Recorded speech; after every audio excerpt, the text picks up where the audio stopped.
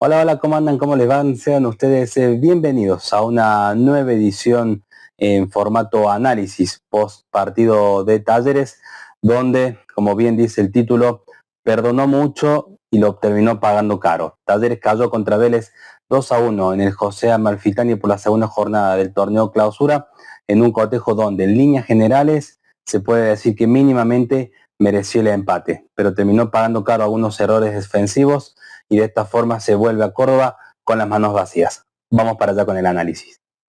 Bien, hablamos entonces del partido en el que Talleres cayó contra Vélez hace algunos instantes en un encuentro donde, como decía recién en la introducción, en líneas generales fue bastante parejo. Creo que ambos equipos tuvieron el control del encuentro por diferentes pasajes del juego.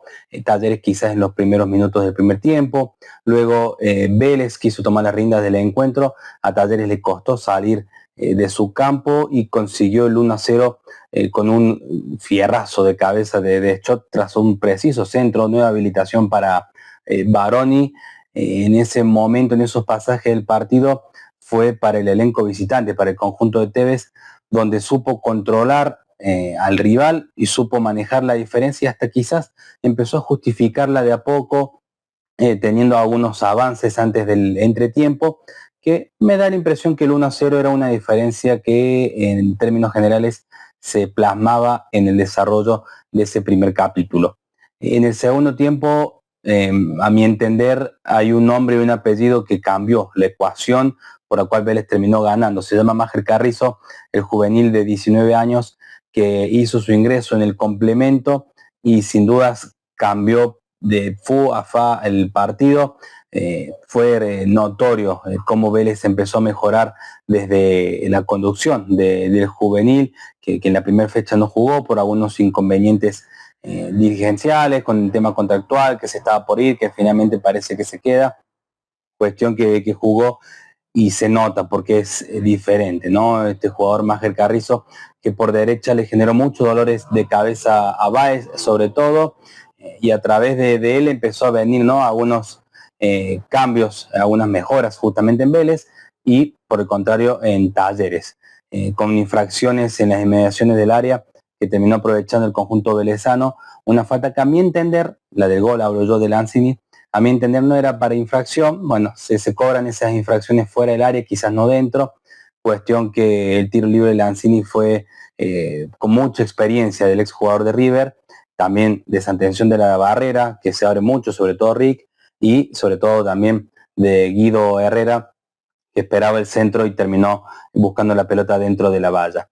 Luego de ese 1-1, que quizás hasta ese momento era, bueno, no creo que no sorprendía a nadie ese empate por los momentos, pero hubo un pasaje entre los 15, 20, 25 minutos del complemento donde Talleres arrinconó literalmente a Vélez, tuvo varias chances de gol, ya había ingresado de Pietri, tuvo una Rick, el mencionado de Pietri también. Hubo algunas jugadas claras que el Aviazón no supo trasladar al resultado, otro cabezazo de Schott que saca muy bien el arquero Montero, y Talleres parecía que se lo terminaba llevando al partido. Sin embargo, Vélez en otra jugada quizás aislada, otra vez por derecha, en una jugada que se ensució un poquito, que Catalán quiso sacar a medias y que el jugador número 4 de Vélez, que recién había ingresado, remató con un fierrazo el primer palo del arquero, que a mi entender en mis libros dicen que el primer palo del arquero, bueno, si se quiere podemos contabilizarle una cierta responsabilidad también a Guido Herrera en este segundo gol.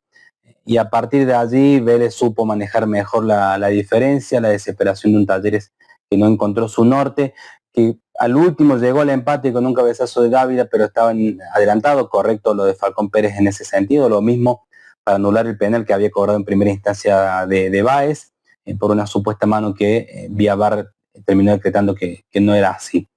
Cuestión que Talleres contó con muchas chances en el arco del frente, cuando estaba ganando, cuando estaba empatando, y de esta forma cometió, si se quiere, errores propios de la temporada pasada, ¿no? Donde pecaba de ineficaz, y hablamos de chances que no tuvo, por ejemplo, Ronaldo.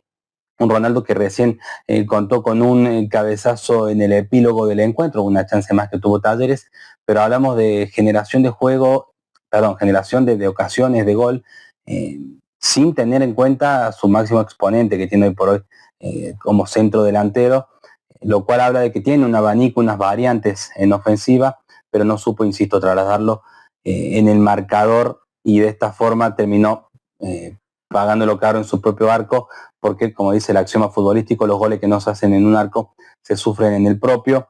Talleres no mereció perder, eso para mí es seguro, pero estos partidos son los que uno termina, digamos, lamentando, seguramente el equipo lo lamentará a la larga, de que son partidos donde al menos era para traerse un punto, quizás por momento tres, pero se vuelve con las manos vacías por errores puntuales, porque Guido Herrera quizás tuvo su cuota de responsabilidad. Para mí es un arquero extraordinario, el capitán de Talleres, y me alegro mucho que continúe en el club, pero en el día de hoy quizás no tuvo su mejor tarde, como lo propio Báez, por ejemplo, la saga no demostró la seguridad que había demostrado, por ejemplo, contra Newell's. Schott fue uno yendo al ataque, otro retrocediendo. Galarza no se pudo hacer cargo por ahí de la conducción, como lo había hecho por momentos contra Newell's, sobre todo el segundo tiempo. Ortegoza alternó buenas y malas, esforza lo propio. Baroni muy bien, pero terminó cansado, me da la impresión que por eso lo cambió Tevez. Rick más mal que bien, en ofensiva aportó muy poco, en defensa corrió más de lo que pudo marcar, y al fin y al cabo se terminó diluyendo en cada ataque que quiso encabezar el brasileño, y Ronaldo más esfuerzo que fútbol, ¿no? Tuvo esa chance al último, pero la verdad que se lo buscó. Talleres noto que está teniendo una búsqueda aérea un poco más profundizada en relación al torneo pasado, por lo menos, insisto, en estas 2 jornadas que van recién de torneo, pero Ronaldo no tuvo por ahí esa claridad, o tuvo también bien contenido por la defensa local, y de esta forma quizás no pesó en ofensiva. Lo cierto entonces es que Talleres cayó justamente por errar demasiado, perdonar mucho, y lo terminó, insisto, pagando caro un partido que tranquilamente quizás lo vuelva a jugar otra vez mañana, y estoy seguro que no se vuelve con las manos vacías como terminó pasando esta tarde en el José Amalfitani. Puntos altos en Talleres, difícil. Bueno, lo de Schott en ofensiva me gustó mucho, quizás en defensa no tanto, pero si se puede decir es uno de los que aprobó a mi entender. Lo mismo Ortegoza con sus altibajos. Baroni también me gustó bastante el tiempo que estuvo en cancha. Y también el esfuerzo del paraguayo Martínez, más allá de que en el área quizás no tuvo tanto peso, pero sí como haciendo el trabajo sucio con el overall puesto. El análisis entonces de este taller es que, como dato curioso, siempre intento tener algún dato curioso, estadístico en este tipo de videos, más allá de hacer el análisis. A Talleres le dan vuelta un marcador luego de bastantes meses.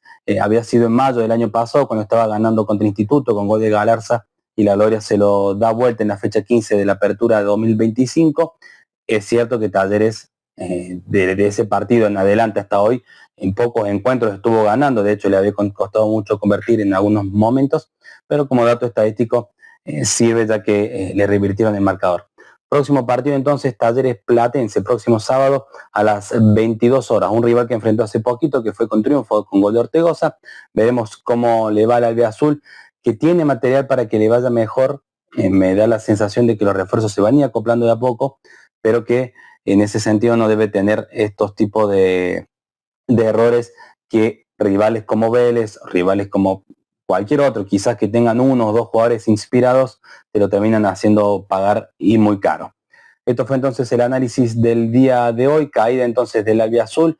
En lo matemático, por supuesto, se ve una cosa, en lo futbolístico quizás hay algunas de esperanza para salir a escena nuevamente el sábado contra el elenco Calamar. Será entonces hasta el domingo, seguramente, cuando realicemos el análisis de ese partido contra Platense. Pueden dejar, por supuesto, su comentario, su consulta, su punto de vista acerca del partido, y de esta forma podemos retroalimentar un poquito este video, que no sea tan unilateral, por decirlo de alguna manera. Gracias desde ya si viste hasta el final, agradecido con su me gusta, su suscripción, o simplemente viéndolo me sirve y muchísimo. Será entonces hasta el domingo. Gracias nuevamente. Chao, chao. Hasta luego.